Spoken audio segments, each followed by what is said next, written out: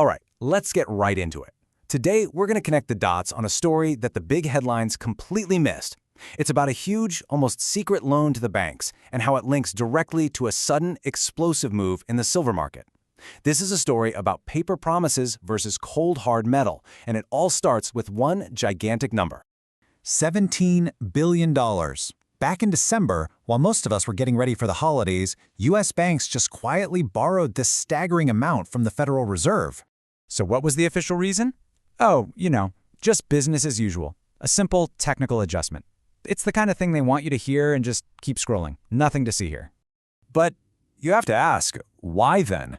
The timing of this massive cash injection is what's so critical, because it happened at the exact same moment something else was making huge waves.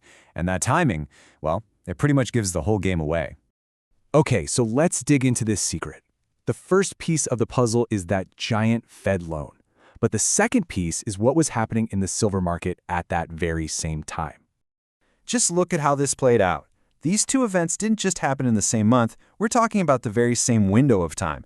The Fed signals it's about to open the money spigots, and right when silver's price just explodes higher, the banks are in a mad dash to grab billions.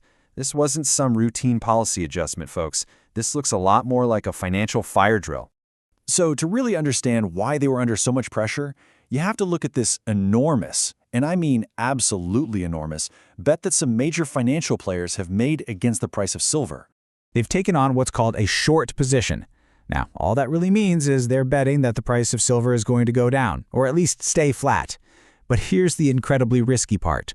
If they're wrong and the price goes up instead, their losses are literally unlimited. There's no ceiling.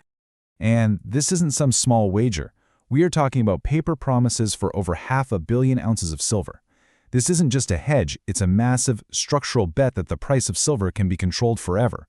But that bet has a fatal flaw. You see, this whole giant bet is built on a really simple but incredibly dangerous mismatch. It's the huge gap between all the promises they've made on paper and what actually exists in the physical world. And this chart, wow, it just says it all, doesn't it? For every single ounce of real physical silver that's available for delivery in the vaults, there are hundreds of paper claims stacked up against it. And the bottom line is simple. You can print all the paper contracts you want, but you can't print the metal itself. There's a great saying about this. Hundreds to one is not a cushion. It's a confession. And that's exactly what this is. It's an admission that the entire system only works if everybody agrees not to ask for the real stuff all at the same time.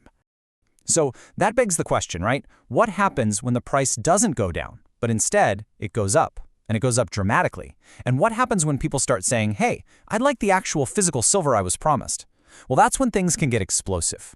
This is the chain reaction they are terrified of. First, the price of silver rises. That means the banks who bet against it are losing a ton of money, and they get these urgent calls for more cash, called margin calls. So they have to scramble to find billions of dollars. And in that scramble, they might even be forced to buy silver just to close out their bad bets, which of course pushes the price even higher. And the cycle starts all over again. You see how that works? It's a dangerous feedback loop, and it's how a squeeze becomes almost inevitable. And that powerful connection between a rising silver price and big banks desperately needing cash is exactly why that $17 billion Fed loan is so incredibly important. By the way, if you're finding this explanation valuable, please take just a moment to like, share, and subscribe so you don't miss out on any of our future deep dives. And you don't have to just take our word for it. There are public signals out there. Think of them as warning lights on the system's dashboard that show the pressure building in the physical market right now. So here's what to keep an eye on. Rising lease rates, that's the cost to borrow physical silver. Widening premiums, that's when a real silver coin costs way more than the price you see on your computer screen. Draining inventory, that's physical metal literally leaving the vaults. And finally, listen for the official language. When you hear them start talking about orderly markets, that's usually code for things are getting disorderly. When these gauges start flashing, you know the physical market is tight and it's refusing to play by the paper market's rule. And this really highlights the fundamental conflict here. The paper market can create this illusion of endless supply. Prices can be pushed down at a fraction of a second.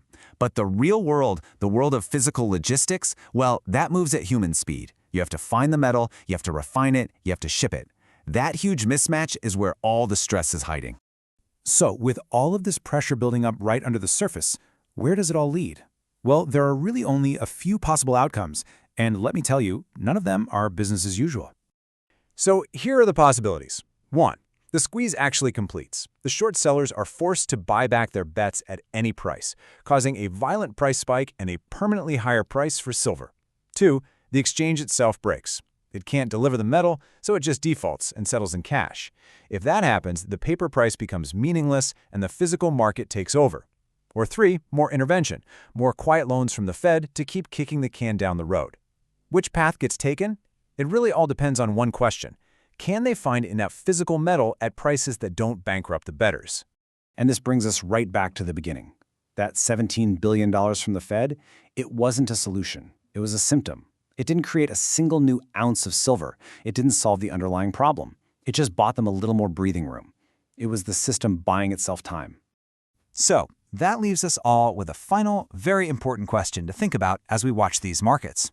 We've seen the symptom. We know the time is running out. So what happens when the symptom gets worse? Do they finally allow the shorts to be liquidated, causing a massive and painful price reset? Or do they finally have to admit that the paper price we've all been watching on the screen was never the real price to begin with? Either way you slice it, the old game seems to be ending. Thanks for watching.